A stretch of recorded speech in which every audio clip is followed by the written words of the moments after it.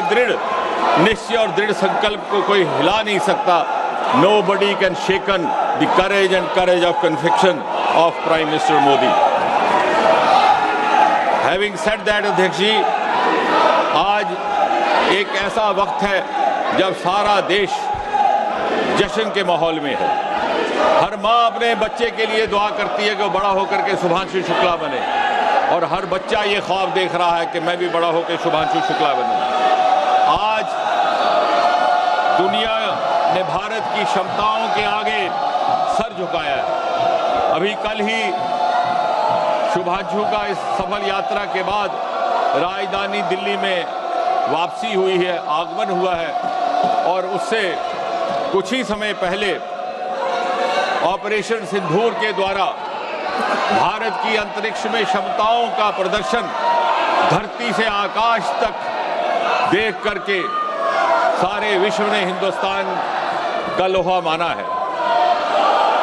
Operation सिंदूर के दौरान भी अंतरिक्ष विभाग और स्पेस टेक्नोलॉजी की जो भूमिका रही है, उस भूमिका को निभाने के हेतु जो टेक्नोलॉजी अपनाई गई, वो भी गत 10 वर्षों में मोदी जी की सरकार के आने के बाद ऐसा हुआ। और इस तरह से मुझे यकीन है एक समय आएगा जब ये प्रश्न किया जाएगा इतिहासकारों से कि ऐसा क्यों कर था कि 60-70 वर्ष तक हमारा अंतरिक्ष का विभाग अलग थलग पड़ा हुआ एक सुस्त रफ्तार में काम करता रहा। और जब उस प्रश्न का उत्तर ढूंढा जाएगा तो ये समझ में आएगा कि 26 मई 2014 में जिस दिन मोदी जी ने प्रधानमंत्री के रूप में पदभार संभाला था, एक नए अध्याय का आरंभ हुआ और अंतरिक्ष की इस यात्रा ने गति भी पकड़ी, बल भी पकड़ा, उसको ताकत भी मिली। और दूसरा प्रश्न ये भी पूछा जाएगा कि ऐसा पहले भी हो सकता था, मगर क्यों कर ना हुआ।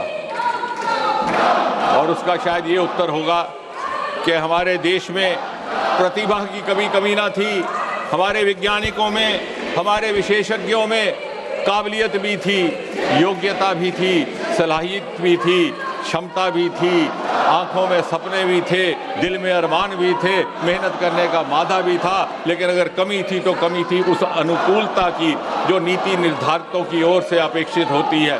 यदि कोई अभाव था तो अभाव था उस सपोर्ट सिस्टम का जो राजनीतिक नेतृत्व, पॉलिटिकल डिस्पेंसेशन से अपेक्षित होता है। और उस अभाव की पूर्ति, उस कमी की पूर्ति मोदी जी के आने के बाद सन 2014 में हुई।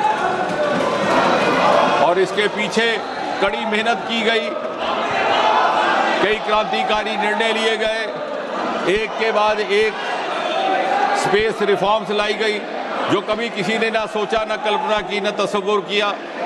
ऐसे ऐसे कदम उठाए गए, अंतरिक्ष के विभाग को प्राइवेट सेक्टर के लिए खोल दिया गया और मीडिया ने उत्साहित होकर के लिखा, Modi has unlocked India space.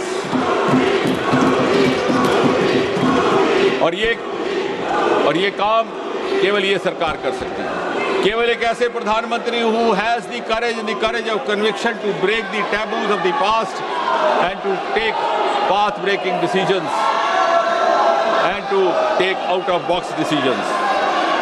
देखते ही देखते कुछ एक वर्षों में जहां हमारी स्पेस इकोनॉमी केवल नाम मात्र हुआ करती थी, आज $8 बिलियन तक जा पहुंची है।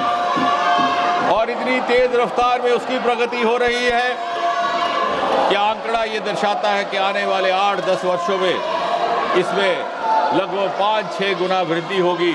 हम $45 बिलियन तक पहुंच करके देश की अर्थव्यवस्था में एक प्रमुख भूमिका निभाने के लिए तैयार होंगे। देश को चौथी दर्जे से पहले दर्जे की इकोनॉमी बनाने में एक स्पेस की एक प्रमुख भूमिका रहेगी। जहां कुछ वर्ष पहले तक किसी को यह अंदाजा ना था कि स्पेस में भी स्टार्टअप हो सकते हैं, आज वहां 300 से अधिक स्टार्टअप है और उनमें से बहुत सारे विश्व स्तरीय, वर्ल्ड क्लास। आपको ये जान करके दिलचस्पी होगी कि इसरो की विधिवत औपचारिक स्थापना सन 1969 में हुई थी और ये वो साल था जब अमेरिका ने चांद की धरती पर पहला मानव उतारा था और हमारा अभी जन्म हो रहा था। लेकिन आज चांद की धरती पर पानी अथवा जल के होने का प्रमाण हमारा चंद्रयान लेकर आया है और विश्व को मानव जीवन की संभावनाओं को परखने के लिए प्रेरित किया है।